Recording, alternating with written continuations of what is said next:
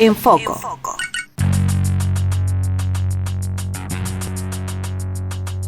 Seguimos en Foco y tal como prometimos íbamos a estar haciendo foco justamente en lo que es la gripe aviar, el brote de gripe aviar en los lobos marinos de la costa atlántica argentina. Desde hace varios días comenzaron a aparecer justamente lobos marinos muertos en la costa atlántica argentina, en localidades costeras que van desde Buenos Aires hasta Tierra del Fuego. Impresionante la cantidad de extensión de este fenómeno. SENASA inmediatamente confirmó que se trataba de un brote de gripe aviar, justamente esta cantidad de lobos marinos muertos que se verificaban en las playas, esta enfermedad que es altamente contagiosa, que estaba justamente afectando a esta población de lobos marinos, nos pone totalmente en alerta, nos invita a hablar de esto, no solo para conocer cuáles fueron las causas de este brote, sino cuáles pueden ser también sus consecuencias, ¿no? Si este virus puede pasar a otras especies, como las aves, por ejemplo, y de ahí a los seres humanos.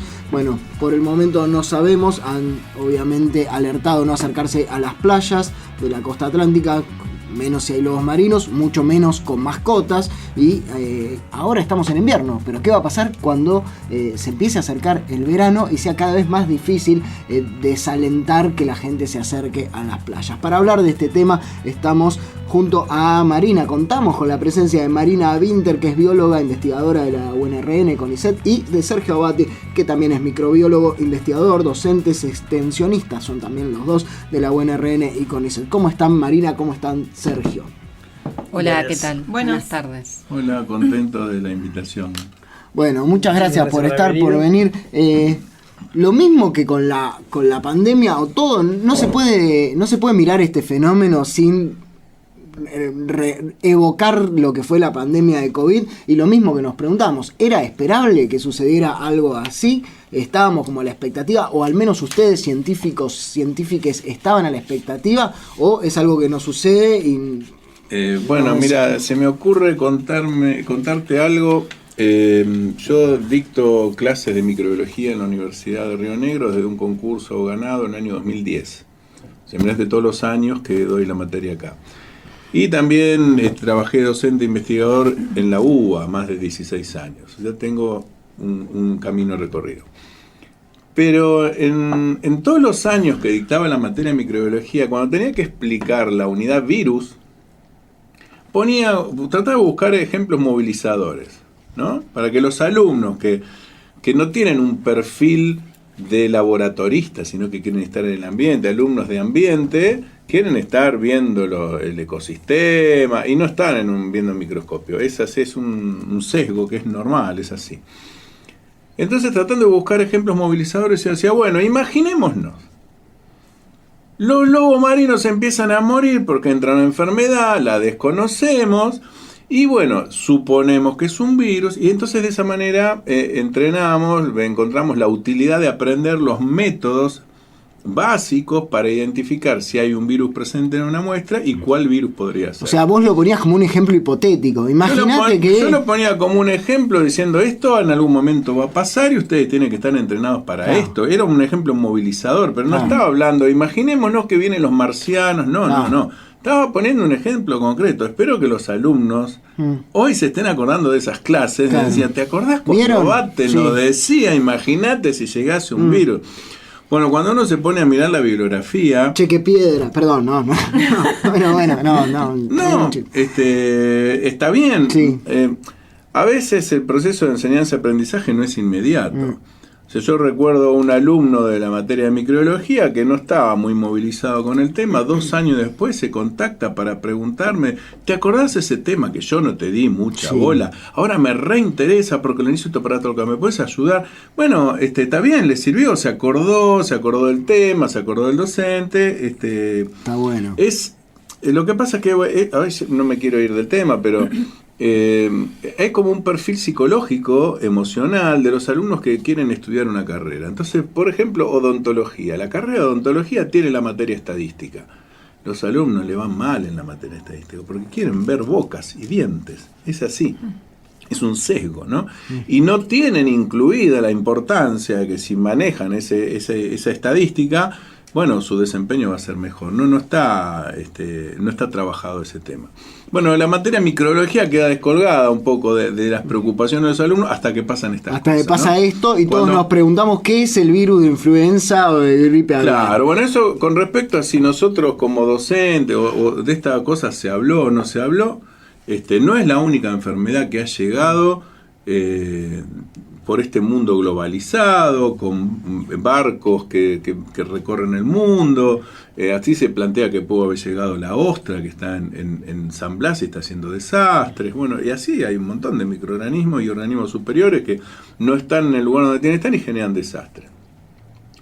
En el caso del virus de influenza, hace muchísimos años ya se conoce que los virus tienen una gran capacidad de generar variantes. Y esto lo podemos entender para no usar palabras técnicas. No sé cuánto tiempo tenemos para hablar. Porque quizás me dicen, bueno, cortá, ya está, viene el café con leche. Qué bueno que hicimos la preproducción de esto. ¿Cuánto nos dice la productora? Más o menos 15 minutos. Bien, bueno, entonces, muy breve, muy breve. En 15 minutos tenemos que saber qué es el virus de influenza y si vamos a poder ir a la playa en el verano y qué riesgo tenemos. Me preguntaste por qué, si se sospechaba que este virus podía generar problemas, qué sé yo. Entonces, ¿sabe qué es un virus, no? Una hipótesis muy aceptada por los científicos con respecto a la vida y a la biología es que el entorno va cambiando, va evolucionando. Esto es zen budista, si querés también, ¿no? El entorno va cambiando y los que tienen más aptitudes para vivir en ese entorno nuevo tienen más capacidad de supervivencia. ¿Cuál es la premisa de la vida, de la biología? Sobrevivir. Entonces todos nosotros estamos para sobrevivir. Y entonces los más aptos serán los que tendrán más chance. Nosotros tenemos una generación cada 20 años promedio, algunos más lentos como yo, tuve mi primer hijo a los 30 porque quería tener la casa, qué sé yo, otro a los 12, 13, qué sé yo. Promedio 20 años, una generación. Le damos chance para una variante 20 años. Y tengo un hijo a los 20 años. Un virión infecta una célula y salen cientos de miles de partículas virales. Se pueden dar el lujo de tener variantes y de que muchas variantes nos sirvan y que aborten, que se mueran, porque siguen habiendo millones y millones. O sea, vos en tu cuerpo tenés una célula, al lado otra célula, al lado otra célula, al lado otra célula, al lado otra célula. Cada célula es infectada por una partícula y salen miles de partículas. De cada célula tenés un montón de células. Vos sos una fábrica de millones de partículas virales. Lo que a mí me tardaría ni desde la Biblia hasta ahora, todas las generaciones, para darle la chance a una variación, los virus lo hacen en 24 horas. Claro. Entonces tienen esa facilidad para generar, explicado un lenguaje de difusión, ¿no? Pasa esto. El virus de la influenza particularmente tiene un recurso además, que toda su información genética, el libro donde tiene escrito cómo se hacen las cosas, no está cosido y encuadernado, están las hojas sueltas. Entonces cuando ingresa un virión de un virus a un hospedador junto con otro virión diferente y se desarman para fotocopiarse de las hojas y para multiplicar, se pueden intercambiar las hojas. Entonces sale el virus A con un pedacito de la información del virus E. Y si el virus E tenía información para infectar animales, mamíferos, y el virus A era de aves, ahora sale un virus de ave con capacidad para infectar mamíferos. Cuando digo mamíferos podemos decir humanos. Claro. Entonces así ha pasado lo que se conoció como gripe española en los años 1918, 1920, una gran pandemia, costó 50 millones de habitantes. ¿Argentina cuánto tiene más o menos eso? Ponele, sí. O sea, digamos que mató a toda la población de Argentina, es una guarangada. Eso pasó en 1920. Ese número de 50 millones de habitantes, cuando la población de humanos era menor a la de ahora, proporcionalmente era más asustador todavía. Y eso pasó porque se recombinó un virus. Lo que ahora está pasando con este virus no es la primera vez, o sea, tratando de contestarte a vos, ¿qué es esto? ¿Cómo pasó? Claro, para poner en dimensión, magnitud, no alertarnos de más, pero tampoco desestimarlo. Es la primera. Y conocer cuál es la causa probable de esta propagación, ¿no? Claro, es la primera vez que estamos hablando vos y yo de esto. Pero la primera vez que se habla de virus recombinantes de influenza hace más de un siglo. Hace más de un siglo que se están dando alertas de situaciones que aumentan el riesgo de que surjan estas variaciones. Hoy en el mundo hay más chances de tener este tipo de virus que antes, por algunas razones, no sé, por el modo en que estamos haciendo Marina, para no hablar solamente yo, le va a contar sobre el concepto de una salud, el cambio climático y esas cosas, ¿no? En el mundo, bueno, ¿qué tal? Sí, es un mundo más propenso a tener estos brotes. Es un mundo más propenso al surgimiento de nuevas variantes, sí, por el sistema productivo que hace que haya miles de animales, puede ser aves, ¿sí? Puede ser porcinos, bovinos. Los sistemas productivos tienden a que se favorezcan las condiciones para nuevas combinaciones, lo que mencionó Sergio recién, ¿no? O sea, vos tenés un animal al lado del otro, esa posibilidad de combinación estadísticamente es más alta. La densidad de población humana claro, es lo mismo. No es lo mismo criar animales a campo abierto que meterlos cientos y cientos adentro de un corral. No me imagino, claro, no sé, estoy preguntando. Sí, por ejemplo, si se forma en esas recombinaciones, aparece una variante nueva con determinadas características, en ese animal está rodeado de miles, entonces se multiplica rápidamente, tiene el vehículo de los otros animales para expandirse y copiarse rápidamente. ¿Es posible tomar alguna medida para evitar esa propagación? ¿En esos casos? Y en esos casos, esos establecimientos tienen que tomar lo que se llaman medidas de bioseguridad, que son protocolos que se tienen en cuenta, pero obviamente pueden fallar, ¿no? Que es todas las medidas para que no ingrese ningún organismo nuevo, ni tampoco salga de los establecimientos. Claro, pero ¿cómo controlás esto? Ahora está pasando en una población no de pollos, no de cerdos, sino de lobos marinos que están en la costa libres y en contacto con otras especies como aves, por ejemplo. Bueno, la cuestión es que este era un virus aviario. Nosotros tenemos el virus de influenza es un conjunto, como decir, tornillos. Hay, una cantidad de tornillos. Están buenas las analogías. Hay distintos, ¿no? Entonces, es buen docente, me hubiera gustado tener una clase de sí, te voy. Bien, bueno, gracias. Tenés tornillo, entonces decís, bueno, vamos a clasificarlo. Entonces lo tenés tornillo con rosca paso fino y con rosca paso grueso. Bueno, entonces hay un grupo de virus de influenza son solamente de humanos. Y son los que no nos preocupan tanto. O sí nos preocupan porque nos matan, pero son solamente humanos. No está alerta de cuidado, porque fíjate si te acercas a una paloma, a un perro, que no lleves al perro a la plaza porque te trae el virus. Claro. Son de humanos. El distanciamiento social, barbijo, distanciamiento. Ese es solamente. Sí, un poco lo que nos pasó, que hablábamos fuera de aire antes de empezar el programa, era eso, ¿no? De sentir que se acercaba a una situación como la del COVID, ¿no? De decir, bueno, ¿y ahora qué pasa? ¿Qué hacemos? ¿Estamos preparados? ¿No estamos preparados? Se acerca a una situación de incertidumbre como el COVID, cuando todavía no se había aislado el coronavirus y no se sabía de qué se trataba. Bien. En este caso se sabe que es influenza, pero influenza, yo no quiero alertar a la población, pero se sabe que tiene esta capacidad para generar mutaciones y generar cambios. Este virus, el H5N1, surgió en China más o menos en el año 1006, por ahí. Fíjate cuántos años.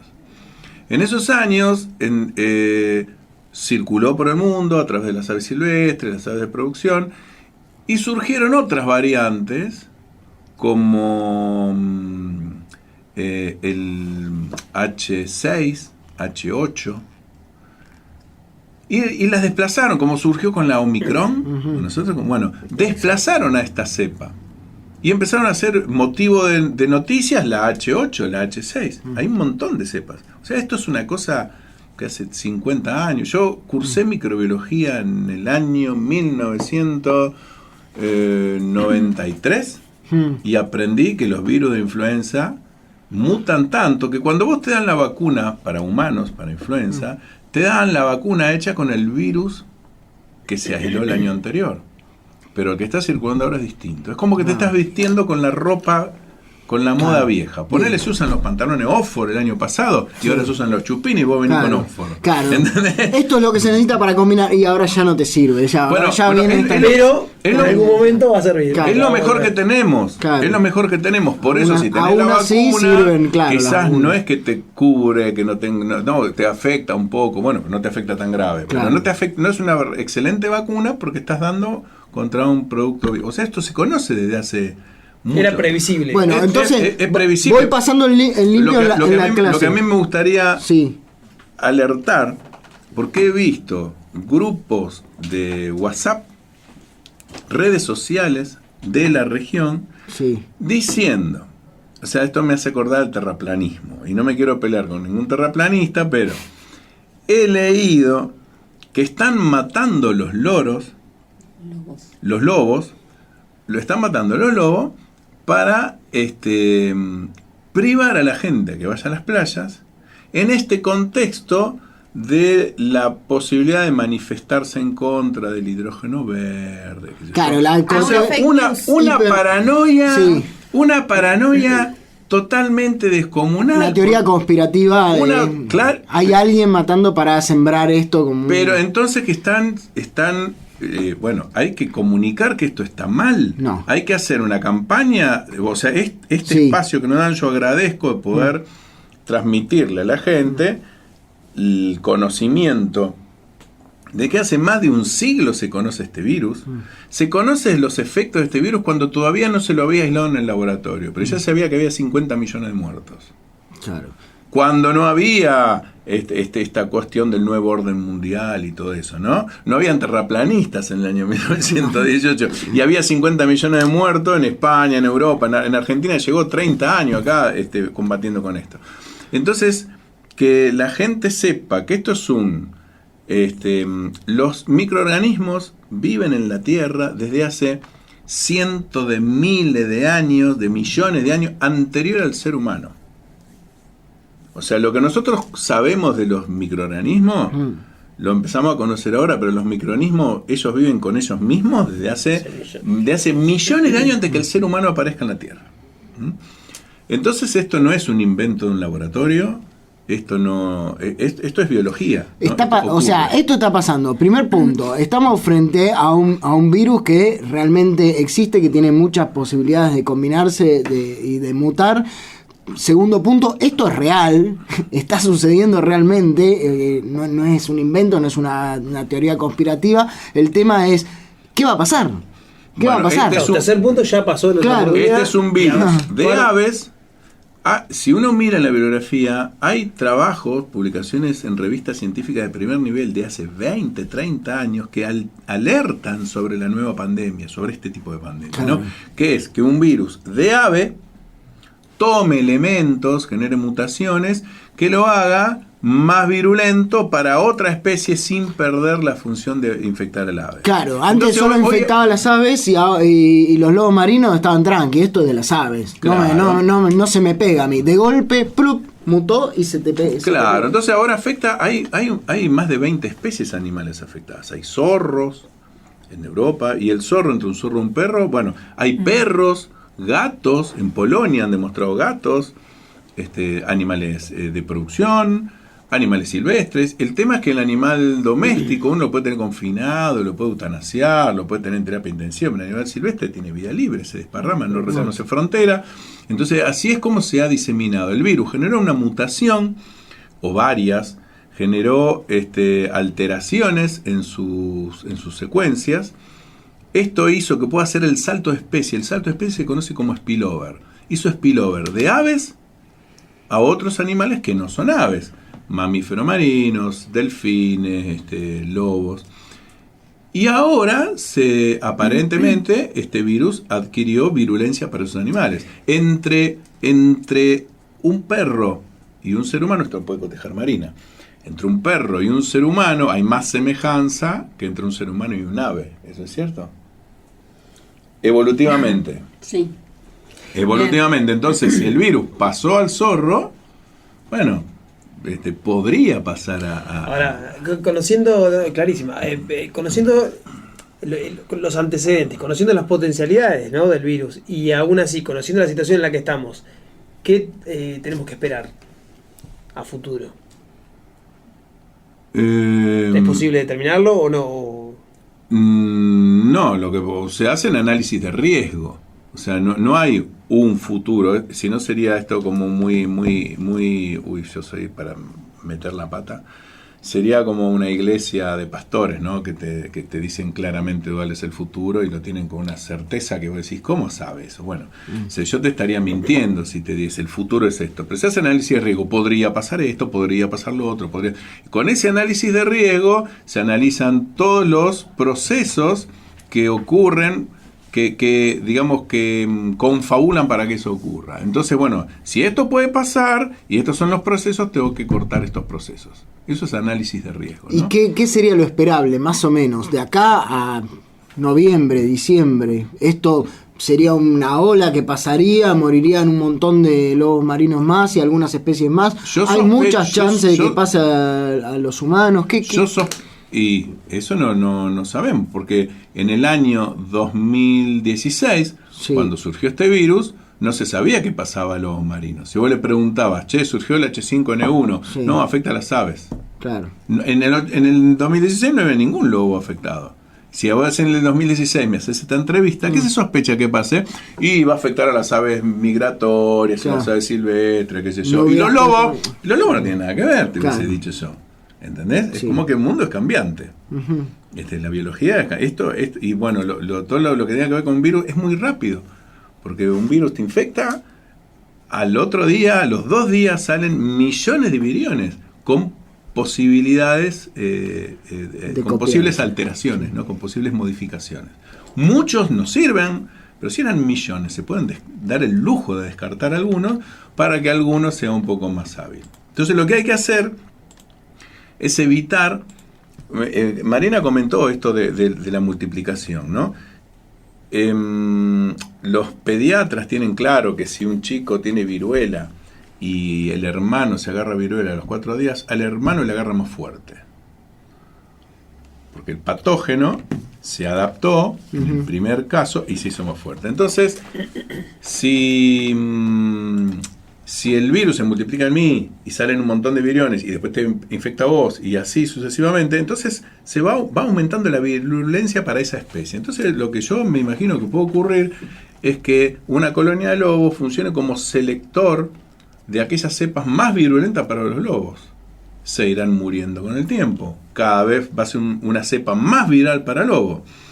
Algunos genéticamente van a ser resistentes, van a resistir. Será un ciclo. Se morirán muchos lobos y después de un tiempo quedarán los que sobrevivieron. Como el COVID. Hay gente que se infectó de COVID y se murió. Hay gente que se infectó de COVID y dijo, uy, solamente perdí el olfato. No pasa nada, muchacho. Es esta cuestión de juego genético entre la configuración genética del patógeno y la configuración genética del hospedador. Bueno, estamos frente a un virus que no puede mutar mucho, que está en proceso y todavía no sabemos, un escenario abierto, como si no fuera suficiente con el proceso eleccionario, con la política argentina de escenario abierto. Ahora también tenemos en la costa atlántica esto y bueno, nos deja una incógnita, a ver cómo evoluciona. Es más predecible. Las PASO y las elecciones es más predecible que lo que puede hacer este virus. Por lo menos hay menos opciones. ¿Te puedo hacer un último comentario? Sí, claro. De la importancia, después de todo lo que habló Sergio, de respetar el por qué no acceder a la playa, tratar de respetar las indicaciones de la Secretaría de Ambiente, de SENASA. Tiene que ver no solo con el potencial contagio de las personas, sino con no convertirse en un dispersor de los virus. Son por supuesto que pero no está de más recalcarlo, que no son microorganismos. Perfecto. Que no nos damos cuenta, no se ven, y uno sin querer puede estar llevando en su calzado, en las ruedas del vehículo, en los elementos, puede estar sin querer llevando el patógeno de un lado al otro, y todas estas medidas hay que tenerlas siempre presente, porque ahí un poco Sergio lo dejó instalado, ¿no? En la vida silvestre circulan un montón de virus, muchos conocemos, otros sin conocer, pero también circulan bacterias, circulan hongos, parásitos, y bueno, estas recomendaciones son como para un poco instalar para toda la vida, ¿no? Vivimos en una zona con acceso a la costa constante, no es una ciudad costera porque estamos a 30 kilómetros, pero como que quizás es un ejercicio que deberíamos poner en práctica, esto de respetar si hay un animal sin vida, mantener la distancia, incluso si está vivo aún en el estornudo, por eso las recomendaciones, los lobos marinos estornudan y ese flush que largan se puede desplazar unos cuantos metros si hay viento mucho más, entonces mantener las distancias, esto como para adoptar estas medidas para un ejercicio, para cuando llegue el verano, cuando podamos ir a la playa, de también tener esto en cuenta, no es que bueno, ahora no puedo y después me lo olvido. Es importante como incorporar esto, que no cuesta nada, que a veces yo puedo incorporar un virus, no me produce enfermedad, me lo llevo a mi casa, se recombina con otra gripe, ¿sí? Quizás es difícil de observar o de dimensionar, porque es algo que no se ve, pero ocurre, y bueno, y así surgen estas cosas, ¿no?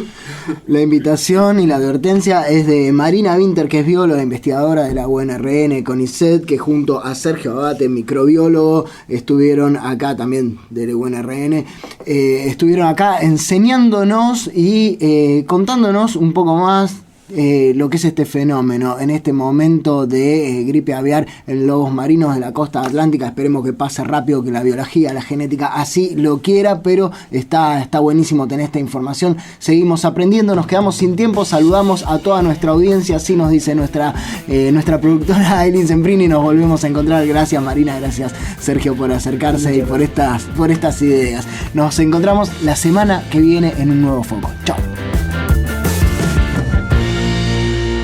Foco, un programa producido por la Red de Medios de la Universidad Nacional de Río Negro.